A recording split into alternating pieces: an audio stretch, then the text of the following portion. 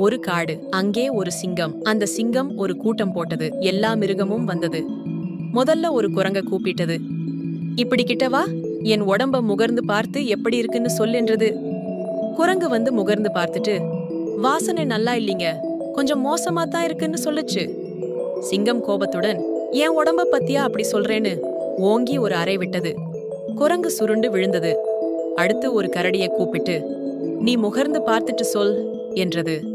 சிங்கத்தை முகர்ந்து பார்த்து, ஆ, ரோஜா பூ வாசனை என்றது கரடி. பொய்யா சொல்றேன்னு ஓங்கி ஒரு அறை விட்டது சிங்கம். அதுவும் சுருண்டு விழுந்தது. அடுத்தபடியா ஒரு நரியை கூப்பிட்டது. நீ வந்து சொல்லு, நீதான் சரியா சொல்லுவே. நரி குரங்கையும் கரடியையும் பார்த்துக்கிட்டே வந்தது. சிங்கத்தை முகர்ந்து பார்த்து அப்புறம் சொல்லிச்சு, மன்னிக்கணும் தலைவா, எனக்கு 3 நாளா ஜலதோஷம். இதுதான் நரி தந்திரம்.